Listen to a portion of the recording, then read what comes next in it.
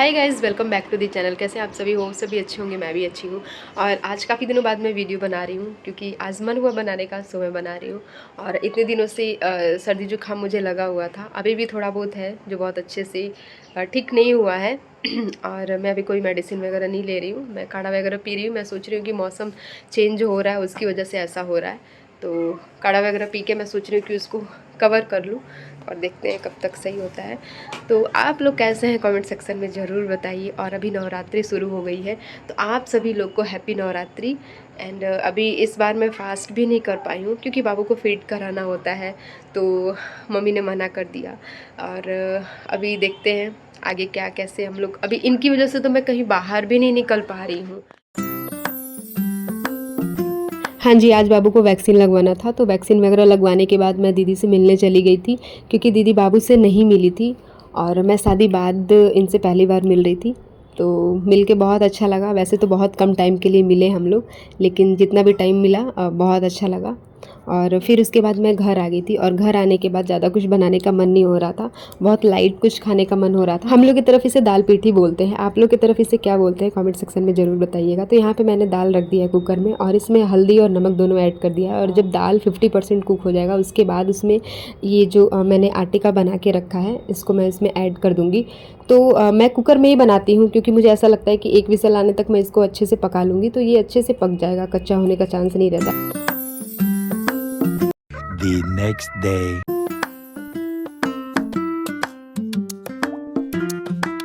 हाँ जी, तो अभी चल रहा है नवरात्रि का टाइम और यहाँ पे मम्मी कर रही मॉर्निंग की पूजा। और आज मेरा खाने का मन हो रहा था पनीर भुर्जी, तो मैं आ गई हूँ किचन में और यहाँ पे मैं बेसिक मसालों का यूज़ करके मैं बना रही हूँ।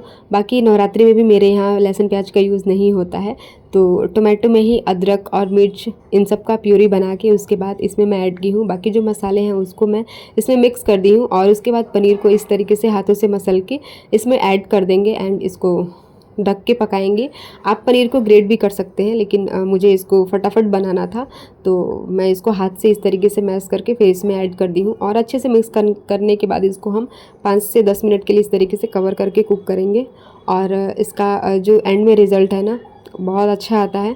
अभी तो मैं इसको फर्स्ट टाइम बनाई हूँ बिना प्याज लहसुन का और बहुत ही टेस्टी बना था। ये एक मिथ है कि लहसुन प्याज से सब्ज़ी बहुत टेस्टी होता है, ऐसा कुछ नहीं है। आप विदाउट अनियन गार्लिक भी बहुत ही टेस्टी खाना बना सकते हैं। तो यहाँ पे पनीर भुर्जी रेडी हो गया और अब मैं इसको खाऊंगी। और फिर उसके बाद छोटा मोटा काम था तो मैं आ गई हूँ रूम में क्योंकि बाबू अभी छोटी हैं, तो इसलिए मैं बेडशीट वगैरह मैं रेगुलर चेंज करते रहती हूँ क्योंकि मैं चाहती हूँ कि हाइजीन मेंटेन रहे।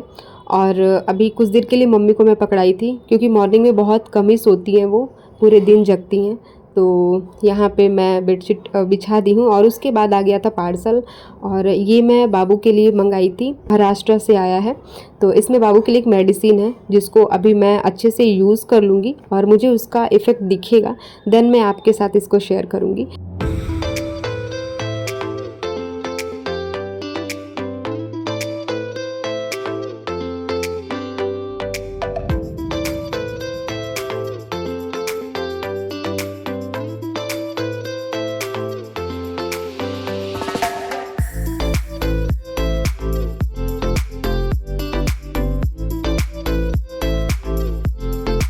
हाँ जी, तो बाबू यहाँ पे खेलने के मूड में थी तो मैं उनके साथ क्वालिटी टाइम स्पेंड कर रही हूँ। बाकी हर समय तो कुछ ना कुछ इनका लगा ही रहता है, कभी इनको फीड कराना है तो कभी सूसू पॉटी, तो नहाना, कपड़ा चेंज करना, कभी वोमिट कर दी फिर आप इनके कपड़े चेंज करिए, तो उसी में सारा टाइम निकल जाता है। बाकी इनको मैं मॉर्निंग के टाइम में डाइपर पहनाती हूँ और नाइट के टाइम में इनको डाइपर नहीं पहनाती हूँ क्योंकि इनका अलग है, ये मॉर्निंग में ही ज़्यादा सूसू करती हैं और नाइट में ये सोती हैं।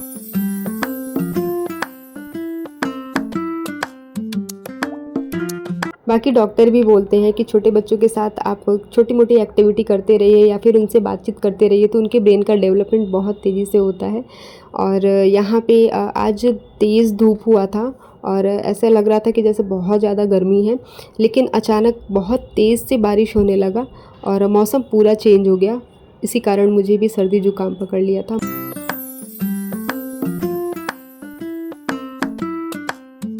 जब भी बारिश होती है तो प्याज के पकौड़े खाने का मन करता है और मैं इसे काफ़ी दिनों से मिस कर रही हूँ, लेकिन कोई बात नहीं, नवरात्रि ख़त्म जब हो जाएगा तो उसके बाद मैं ज़रूर बनाऊँगी और मैं खाऊँगी, क्योंकि खाने की बहुत ज़्यादा क्रेविंग हो रही है। मीनवाइल थोड़ी सी मौसम में ठंडक आ गई थी, तो यहाँ पे मैं अपनी शाम की चाय बना रही हूँ। मॉर्निंग के टाइम में मैं चाय नहीं पीती हूँ, तो यहाँ पे मैं चाय बना दी हूँ और मैं अपने लिए बनाई हूँ, मम्मी के लिए बनाई हूँ और कोई एक गेस्ट आ गया था उनके लिए बनाई थी। तो यहाँ पे हम लोग अपना चाय एंजॉय करेंगे। फिर उसके बाद मैं कोई वीडियो नहीं बनाई एंड हो गई थी रात, और यहाँ पे मम्मी नारियल लेके आई थी प्रसाद चढ़ा के, तो इतना तो नहीं खा पाते, तो मैंने सोचा कि मैं इसका बर्फ़ी बना देती हूँ। तो यहाँ पे इसको मैंने अच्छे से धुल लिया है और इसका जो स्किन है ब्लैक वाला, इसको हम लोग निकाल देंगे। तो यहाँ पे मैंने देखिए ये सब्ज़ी चॉप कर दिया है, इसको निनुआ बोलते हैं, और ये रहा जिसका मैंने इसका जो स्किन है उसको मैंने चाकू से निकाल दिया। बहुत मेहनत लगा उसको करने में।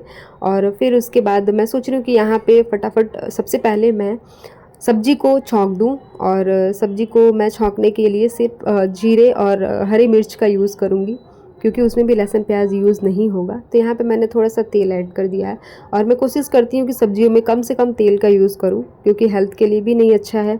और डॉक्टर लोग भी बोलते हैं कि ऑयल फ्री खाना आप बनाइए। ऑयल फ्री तो नहीं, लेकिन कम ऑयल का मैं यूज़ करती हूँ। तो यहाँ पे जब जीरा अच्छे से क्रैकल हो जाएगा, उसके बाद हरी मिर्च डाल देंगे, और इसको डालने के बाद मैं बहुत ज़्यादा केयरफुल हो जाती हूँ, काफ़ी दूरी से मैं उसको डालती हूँ ताकि मेरे पे छींटा ना पड़े, क्योंकि एक दो बार मैं अच्छे से जल चुकी हूँ।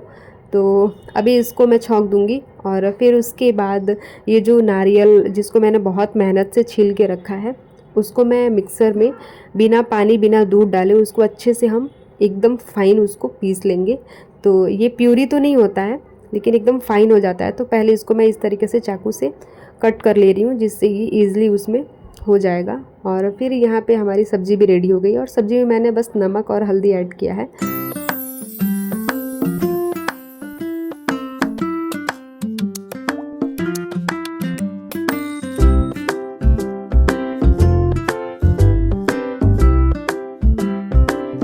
तो चलिए फिर आप लोगों के साथ भी मैं इस बर्फ़ी की रेसिपी शेयर करती हूँ। तो यहाँ पे मैंने एक कढ़ाई रखा है, और जब कढ़ाई गर्म हो जाए फिर इसमें हम 1 चम्मच के करीब घी ऐड कर देंगे, क्योंकि जो ये नारियल है जब इसको हम भूनेंगे तो बहुत तेज़ी से कढ़ाई में चिपकता है और जलने के भी चांसेस बहुत ज़्यादा रहते हैं। तो यहाँ पर मैंने फ्लेम को लो ही रखा है, और एक बैच मैंने पीस के इसमें ऐड कर दिया, और दूसरा बैच भी मैं पीस ली हूँ। उसको भी इसमें मिक्स कर देंगे, और इसे कंटिन्यूसली इसी तरीके से चलाते रहना है, क्योंकि नारियल बहुत तेज़ी से नीचे से ब्राउन होता है और चिपकने के चांसेस बहुत ज़्यादा रहते हैं। मुझे ऐसा लगता था कि जो ड्राई कोकोनट है उसकी बर्फ़ी ज़्यादा टेस्टी होती है as compare to fresh coconut, but मैं रॉन्ग थी। जब मैं इसको बनाई और टेस्ट करने के बाद मुझे ऐसा लगा कि ये अलग ही टेस्ट में था, और फ्रेश कोकोनट का जो टेस्ट है ना वो बहुत ही अलग था, क्योंकि इसमें हल्का मिल्क भी रहता है ना, जो अपना इसमें टेस्ट को बहुत ज़्यादा इन्हेंस कर देता है।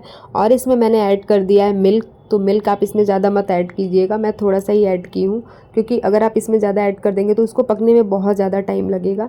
और फिर उसके बाद मैंने इसमें ऐड कर दिया है घर की फ्रेश मलाई। तो यहाँ पे मम्मी घी निकालती हैं, तो यहाँ पे मलाई रखी थी फ्रीज़र में, तो मैंने उसको इसमें से निकाल के 3 से 4 चम्मच इसमें मिक्स कर दिया है। आप अगर थोड़ा हो तो उसमें थोड़ा ही ऐड कीजिए, अगर ना हो तो आप उसमें मिल्क पाउडर भी ऐड कर सकते हैं, खोया भी ऐड कर सकते हैं। तो मेरे पास मिल्क पाउडर और खोया नहीं था, तो यहाँ पे मैं जो घर की फ्रेश मलाई है उसको मैं इसमें ऐड कर दी हूँ, और इन सबको अच्छे से मिक्स कर लेंगे, और कुछ समय और इसको लगेगा, फिर ये रेडी हो जाएगा। इसमें ऐड करूँगी चीनी और साथ में इलायची पाउडर, बस उसके बाद इसमें कुछ और नहीं ऐड होगा। तो जब तक ये पक रहा है, साथ ही साथ मैं यहाँ पे आटा भी गूँथ ले रही हूँ, क्योंकि डिनर का भी टाइम हो गया है।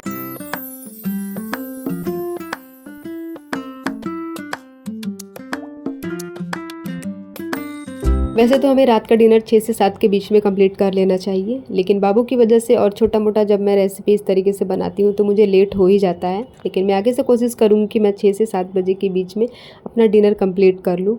और बर्फ़ी को मैं लो फ्लेम पे ही पका रही हूँ, अगर हाई फ्लेम पे पकाती तो बहुत जल्दी ये बन के रेडी हो जाता, लेकिन मुझे साथ ही साथ बहुत सारा काम करना रहता है, तो मैं इसको लो फ्लेम पे रख दी हूँ ताकि ये जले नहीं। और इसमें मैंने चीनी ऐड कर दिया, तो चीनी आप अपने टेस्ट के अकॉर्डिंग ऐड कीजिएगा। साथ ही साथ यहाँ पे मैं इलायची पाउडर भी इसमें मिक्स कर दे रही हूँ। तो इलायची पाउडर मैं घर पे ही बेलन से पीसी थी, तो उसमें मैंने थोड़ा सा शुगर ऐड कर दिया था, उसके बाद वो ईज़िली अच्छे से पिसा जाता है। तो उसको मैंने इसमें मिक्स कर दिया है और अच्छे से इसको चलाने 1 से 2 मिनट और चलाएंगे। जब इसका जो पानी है वो अच्छे से सूख जाएगा, फिर इसे हम एक प्लेट में निकाल लेंगे। प्लेट में थोड़ा सा घी लगाएंगे और उसे हम चारों तरफ हाथों से अच्छे से फैला देंगे, क्योंकि जो ये मिश्रण है जब इसमें हम रखेंगे तो वो चिपकेगा नहीं प्लेट में और ईज़िली जो बर्फ़ी का शेप है वो निकल जाएगा। तो यहाँ पे कुछ इस तरीके से इसका टेक्सचर हुआ है, आप देख सकते हैं।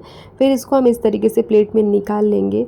और अभी तो ये गर्म है, ठंडा नहीं होने दीजिएगा, क्योंकि अगर जब ठंडा हो जाएगा उसके बाद ये अच्छे से आप प्लेट में फैला नहीं पाएंगे। तो ये जो स्पैचुला है उसी से हम इसको इस तरीके से चारों तरफ फैला देंगे, क्योंकि ये बहुत ज़्यादा गर्म है।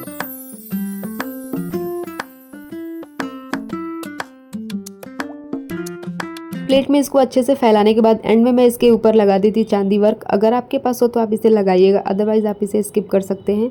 और इसको 2 से 3 घंटे के लिए फ्रिज में रख दीजिएगा। अगर पूरी रात के लिए रख देते हैं तो और भी अच्छा है, लेकिन मैं गलती की थी, मैं 1 घंटे में इसको मैं कट कर दी थी, जिससे ये अच्छे से सेट नहीं हुआ था। क्योंकि पतिदेव आ गए थे तो मैंने सोचा कि सबसे पहले उनको टेस्ट कराती हूँ और उनसे पूछती हूँ कि उनको कैसा लगा, और उसके बाद मैं खाऊँगी। तो यहाँ पर मैं लेके चल रही हूँ उनके पास। टेस्ट बताइए कैसा है।